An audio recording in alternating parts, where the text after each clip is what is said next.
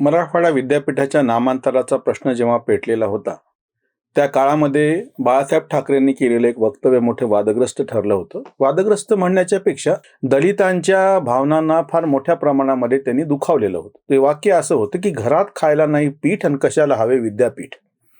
म्हणजे जेव्हा की सगळे राजकीय पक्ष त्यांच्या सोयीसाठी का होईना दलितांची बाजू आम्ही घेतो आहोत असं दाखवत होते. शरद पवार मुख्यमंत्री असताना तेव्हाच्या काळामधली गोष्ट आहे, जुनी पुलोच्या काळातली गोष्ट आहे, 77-78ची. तेव्हा नामांतराचा ठराव विधिमंडळात मंजुरी झाला होता, पण सर्वसामान्य लोकांनी त्याला विरोध केला, दंगली उसळल्या मराठवाड्यामध्ये. सगळ्या लोकप्रतिनिधींना लोकांनी घेरलं, आधी आपल्या बापाचं नाव बदल आणि मग विद्यापीठाचं नाव बदल, असं असभ्य भाषेमध्ये तेव्हा सगळं झालं. या सगळ्यातून दलित समाज दुखावला गेला, खेड्यामध्ये त्यांच्यावरती अत्याचार झाले, म्हणून मोठ्या प्रमाणामध्ये दलितांचं स्थलांतर पण मराठवाड्यामध्ये छोट्या गावातून शहरामध्ये झालं त्या काळात. या सगळ्या पार्श्वभूमीवरती 90ला जेव्हा शिवसेना या प्रदेशामध्ये पहिल्यांदा तिनं पाऊल ठेवलं आणि राजकीय पक्ष म्हणून तिला आपली जागा शोधायची होती, तेव्हा नामांतराला सगळे पाठिंबा देत होते, पण विरोध करायला कोणी तयार नव्हतं. विरोधामधला एक भाग जो समाजवादातले काही लोक, आनंद भालेराव असो, नरहर कुरुंकर असो किंवा गोविंदभाई श्रॉफ असो, यांनी अशी भूमिका घेतली होती.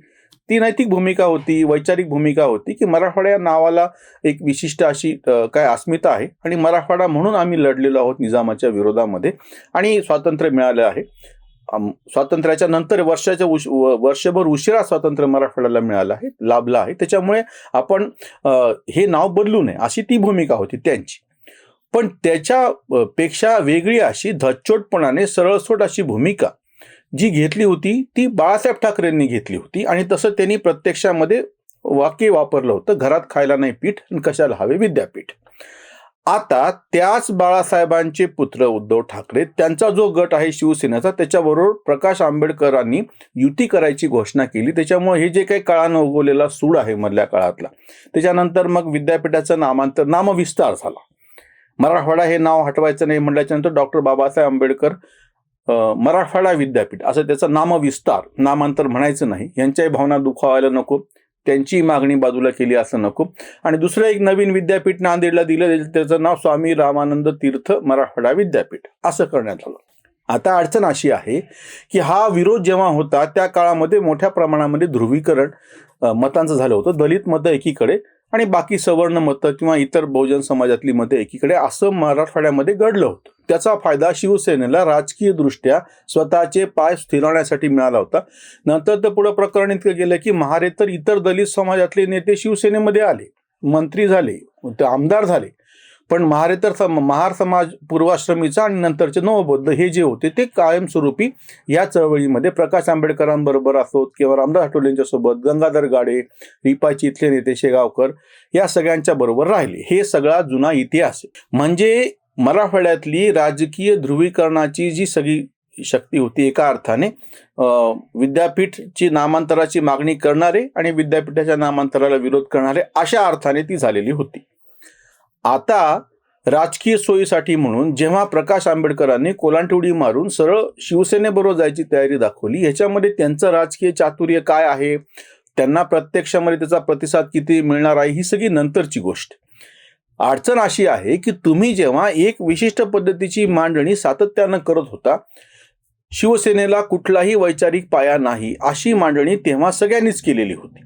बाळासाहेब ठाकरे राजकीय ताकद म्हणून जेव्हा शिवसेनेला घेऊन प्रत्यक्ष चित्रामध्ये आले, राजकीय चित्रामध्ये, तेव्हा विरोध करणाऱ्यांचा एक गट असा होता, जे पत्रकार, विचारवंत सगळे होते त्याच्यामध्ये दलित चळवळ सुद्धा होती. रिडल्स इन हिंदुइझमवरती झालेला सगळ्यात मोठा वाद हा म्हणजे महाराष्ट्रात सुद्धा आणि मराठवाड्यात सुद्धा, जसं मराठवाड्यात नामांतर हा विषय होता, रिडल्स इन हिंदुइझमवरती प्रकाश आंबेडकर एका बाजूला आणि बाळासाहेब ठाकरे दुसऱ्या बाजूला, दोघं राजकीय दृष्ट्या एकत्र येत आहेत. त्याच्यावरून त्यांच्या म्हणजे ह्या दोन समाजातली काय म्हणता येईल दुही मिटवल्या जाईल असं काही जण म्हणतात, तोही भाग वेगळा.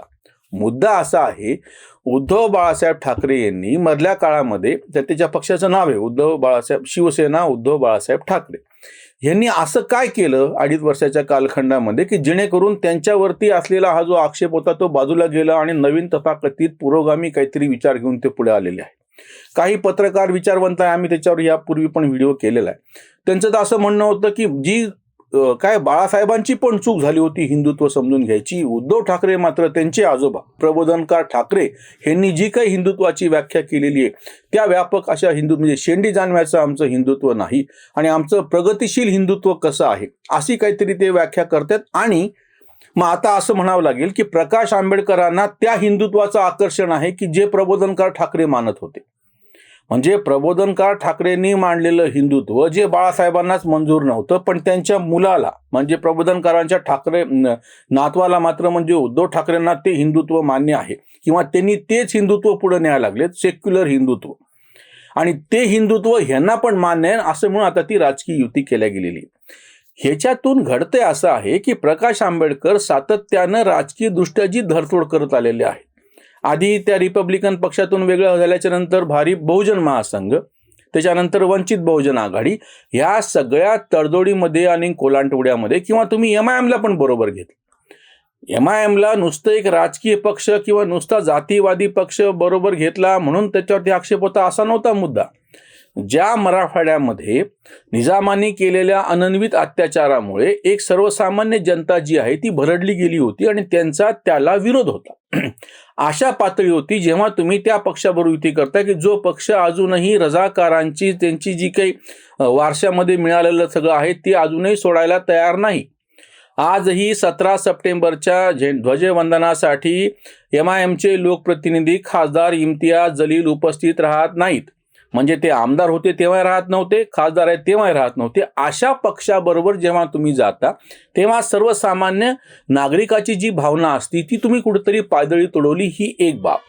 दुसरी गोष्ट, त्याच पद्धतीनं आता दलित समाजाची पण अशी भावना आहे की ज्यांनी नामांतराच्या बाबतीमधली जो अस्मितेचा आणि हळवा असा मनातला त्याचा कोपरा होता, जो नाजूक विषय होता, तो ज्यांनी दुखावला ते बाळासाहेब ठाकरे आणि तुम्ही आता त्यांच्याबरोबर जाता.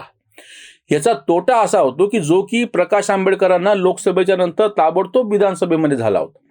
तुम्ही त्यांच्याबरोबर आधी गेलात, त्यांनाच फायदा झाला. एक जागा जी इम्तियाज जलील यांची निवडून आली, यांना तर काही फायदा झालाच नाही. दोन्ही जागेवर यांचा पराभव झाला, अकोला काय किंवा सोलापूर काय. पण नंतरच्या विधानसभे निवडणुकीत तुमची त्यांच्याबरोबरची युती फाटली आणि या सगळ्याचा परिणाम असा झाला की तुम्हाला राजकीय दृष्ट्या मतातून कुठलाच फायदा झाला नाही, म्हणजे तुमच्या जागा निवडून आल्या नाही. आता मुद्दा प्रश्न उपस्थित होतो असा की जेव्हा तुम्ही अशा पद्धतीने युती करता आहात, शिवसेनेबरोबर आघाडी करतात म्हणा, काय शब्द वापरायचा आहे तो, जी शिवसेना म्हणजे उद्धव ठाकरे गट हा आधीच महाविकास आघाडीचा घटक आहे. अधिकृतरित्या स्वतः उद्धव ठाकरे आणि त्यांचे प्रवक्ते म्हणजे संजय राऊत असो, सुषमा अंधारे असो, युवा नेते, युवा फायर ब्रांड नेते आदित्य ठाकरे असो, कोणीही असं म्हणालेलं नाही की आम्ही महाविकास आघाडीतून बाहेर पडलेलो. महाराष्ट्राच्या 288 जागापैकी यांचं थोडंसं वर्चस्व म्हणून यांना 100 जागा आहेत आपण असं कबूल करू. ह्याच्यामधले संभाजी ब्रिगेडला किती देणार, यांच्याबरोबर तुम्ही युती केलेली आहे. आणि तुम्ही आता म्हणजे प्रकाश आंबेडकरांसाठी किती जागा सोडणार. म्हणजे जेव्हा की तुम्ही अर्ध्या जागा तुम्हाला भेटल्या नाहीत म्हणून भांडण करत होता भाजप बरोबर, म्हणजे आताची परिस्थिती अशी आहे की तुम्हाला आधीच एकूण लढवायलाच जागा कमी भेटायला लागल्यात. मागच्या वेळेस तुम्हाला 124 पर्यंत जागा तुमच्याकडे लाभल्या होत्या तरी तुमची तक्रार होती. त्याच्या आधी 2014ला पण तुम्हाला कमी जागा मिळाल्या म्हणून ती युती तुटली होती तेव्हा, असं आता सांगतायत सगळे. मग इथं तर प्रत्यक्षामध्ये तुमच्या जागा किती येतील ती पुढची गोष्ट, लढवायलाच तुम्हाला तेवढ्या जागा मिळणार नाहीत. आता तुम्ही प्रकाश आंबेडकरांबरोबर युती केलेली जाहीर केली आहे, संभाजी ब्रिगेड बरोबर तुमची युती आहे आणि तुम्ही महाविकास आघाडीमध्ये पण आहात. बाकीचे अजून काही तथाकथित पुरोगामी पक्ष तुमच्या बरोबर येतील असं आपण गृहीत धरू. मग ह्या सगळ्यातून तुम्हाला मुळात जागाच किती मिळत आहेत लढायला. म्हणजे तुमच्यापेक्षा तर मग तो एकनाथ शिंदेचा जो गट आहे तो जास्त काय म्हणता येईल त्याला नशीबवान म्हणावं लागेल, कारण त्यांना किमान अर्ध्या म्हणा किंवा त्यांचे जे त्यांच्याबरोबर गेलेले आमदार आहेत, आता त्यांच्याबरोबर गेलेले 40-42 आमदार त्या जागा आणि त्याच्यापेक्षा अजून एक म्हणजे प्रत्येकी एक म्हणजे त्याच्या दुप्पट म्हणजे 80-85 जागा आजच त्यांना लढवायला मिळू शकतात किंवा 288 पैकी 88 जागा त्यांना आणि त्यांच्याबरोबरच्या सगळ्या पक्षांना मिळाल्याच्यानंतर स्वतः भाजपला पण 200 जागा मिळू शकतात लढवण्यासाठी. आता जेवणी कोणी हे सगळं जाहीर केलं, जे पत्रकार मिटक्या मारत ह्या युतीचं आघाडीचं समर्थन कौतुक करायला कधी सगळ्यांना पुरोगामी रंगामध्ये रंगून काढायले, त्यांनी ह्याचं उत्तर द्यावं की मुळात ह्या पक्षांना लढवायला जागाच किती मिळणार आहेत. काँग्रेस, राष्ट्रवादी शिवसेनेचा उद्धव ठाकरे गट, प्रकाश आंबेडकर आणि संभाजी ब्रिगेड आणि बाकीचे अजून काय असे म्हणजे तथाकथित बाकीचे पुरोगामी शेतकरी कामगार पक्षाचे काही तुकडे शिल्लक आहेत, डाव्या पक्षाच्या काही जागा तुम्ही गृहीत धरा, अजून काही पुरोगामी आणि अपक्ष तुम्ही गृहीत धरा. म्हणजे MIM पण त्याच्यामध्ये आहे. आश्चर्याची गोष्ट म्हणजे MIMचे 2 आमदार निवडून आलेले आहेत. त्यांनी पण महाविकास आघाडीला पाठिंबा दिलेला होता. समाजवादी पक्षाचा एखादा आमदार.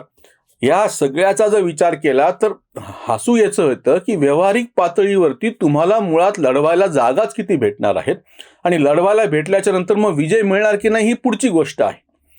अशा पद्धतीची युती करून फायदा होण्याच्या पेक्षा तोटा कसा होईल याच्याकडे त्यांचा कल आहे हे त्याच्यातून दिसतं आहे.